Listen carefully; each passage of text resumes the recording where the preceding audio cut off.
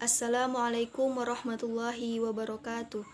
Nama saya Laila Iklima Lubis, saya dari semester 6A, Fakultas Syariah, Program Studi Hukum Ekonomi Syariah.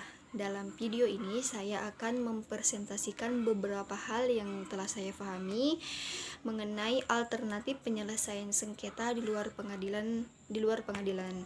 Nah, alternatif penyelesaian sengketa di luar pengadilan terdapat beberapa macam. Di antaranya ada konsultasi, ada negosiasi, ada mediasi, ada konsiliasi, dan ada pendapat ahli. Nah, di dalam video ini saya hanya akan membahas konsiliasi, di mana konsiliasi dalam bahasa Inggris disebut dengan conciliation, yang artinya perdamaian. Secara istilah, konsiliasi adalah suatu upaya penyelesaian sengketa dengan jalan damai dengan cara mempertemukan pihak-pihak yang bersengketa untuk mencari jalan tengah dari penyelesaian sengketa ini yang telah disepakati oleh para pihak. Dalam konsiliasi diperlukan adanya seorang penengah atau disebut juga dengan konsiliator, di mana konsiliator ini bersifat tidak memihak, jadi tidak memihak di satu pihak saja. Dan konsiliator ini bisa berupa seseorang, lembaga, atau negara yang telah disepakati oleh para pihak yang terkait. Selanjutnya, oleh sebab itu, konsiliasi mempunyai kesamaan dengan mediasi karena sama-sama dalam kedua cara ini melibatkan pihak ketiga, yaitu konsiliator jika itu di dalam konsiliasi dan mediator itu di dalam mediasi. Jadi kedua cara ini sama-sama melibatkan orang ketiga untuk menyelesaikan persengketaan secara damai. Selanjutnya, konsiliator yang telah ditunjuk tersebut berhak dan mempunyai wewenang untuk menyampaikan pendapatnya mengenai perselisihan yang terjadi. Namun, konsiliator ini tidak berhak memberikan putusan akhir terhadap perselisihan atau persengketaan yang terjadi. Peran konsiliator itu sendiri adalah sebagai penengah yang mengusahakan kesepakatan itu terjadi dengan memberikan solusi yang dapat diterima. Jika kesepakatan yang dibuat tidak tercapai, maka konsiliator dapat mengajukan anjuran tertulis yang dapat disepakati oleh para pihak yang terkait.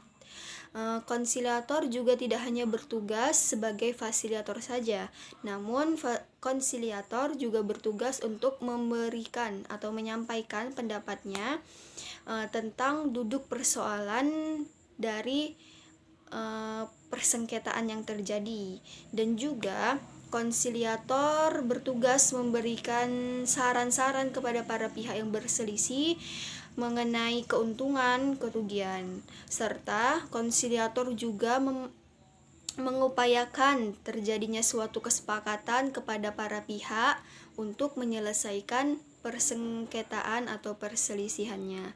Selanjutnya ada fungsi dari konsiliator. Fungsi dari konsiliator ini sendiri adalah untuk mendamaikan para pihak yang berselisih agar tercapainya suatu kesepakatan antara keduanya.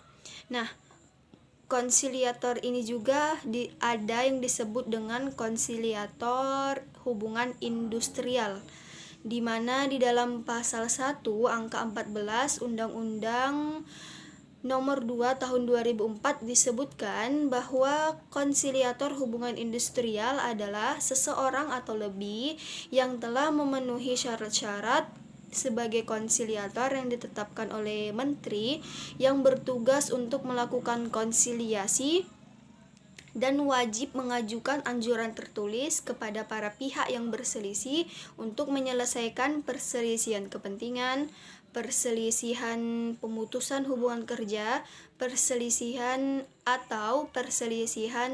antar serikat pekerja atau serikat buruh hanya dalam satu perusahaan. Dan konsiliator ini harus sudah terdaftar pada kantor instansi yang bertanggung jawab di bidang ketenagakerjaan kabupaten atau kota. Selanjutnya ada tahapan dalam proses konsiliasi. Yang pertama, para pihak yang berselisih harus mengajukan atau menyerahkan perselisihannya kepada pihak ketiga atau konsiliator yang telah ditunjuk dan disepakati oleh mereka. Selanjutnya, ketika konsiliator sudah menerima penyerahan dari pihak yang berselisih, maka konsiliator akan mendengarkan keterangan dari para pihak yang berselisih mengenai keterangan itu secara lisan ya, dari para pihak yang berselisih mengenai perselisihan yang terjadi. Kemudian setelah konsiliator mendengarkan keterangan lisan dari para pihak yang berselisih, setelah itu maka konsiliator membuat laporan, di mana laporan itu berisi kesimpulan dan saran mengenai penyelesaian perselisihan atau sengketa yang terjadi, dan laporan ini nantinya akan diserahkan kepada masing-masing pihak yang terkait.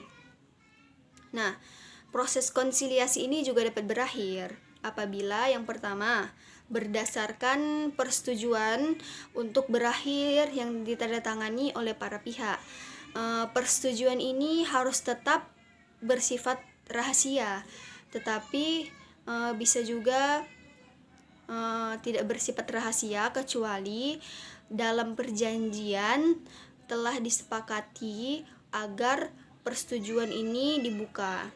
Yang kedua, berdasarkan hasil dari konsiliator mengenai laporan yang menyatakan bahwa upaya untuk berkonsiliasi ini tidak berhasil. Nah, yang ketiga, ada berdasarkan pemberitahuan dari satu pihak maupun lebih kepada konsiliator bahwa mereka memutuskan persengketaan yang terjadi di antara mereka tidak diselesaikan melalui proses konsiliasi. Nah, itu tadi ada beberapa hal terkait hal-hal yang dapat mengakhiri proses konsiliasi. Nah, dalam alternatif penyelesaian sengketa melalui konsiliasi mempunyai kelebihan juga, di mana kelebihan itu hampir sama dengan proses mediasi, yaitu cepat, mudah, dan mendapatkan hasil yang efektif. Namun, alternatif penyelesaian sengketa melalui konsiliasi ini juga mempunyai kelemahan, yaitu putusan akhirnya tidak bersifat mengikat seperti putusan dari pengadilan, sehingga hal tersebut sepenuhnya tergantung pada para pihak yang terkait, sehingga bisa saja di kemudian hari para pihak yang telah berkonsiliasi bisa saja mereka bersengketa kembali dan saling menggugat. Nah, itu tadilah kelebihan dan kelemahan dari proses konsiliasi. Demikian yang dapat saya sampaikan mengenai alternatif penyelesaian sengketa di luar pengadilan melalui proses konsiliasi. Mungkin dari yang saya sampaikan masih banyak kekurangannya, maka saya mohon maaf dan saya akhiri. Assalamualaikum warahmatullahi wabarakatuh.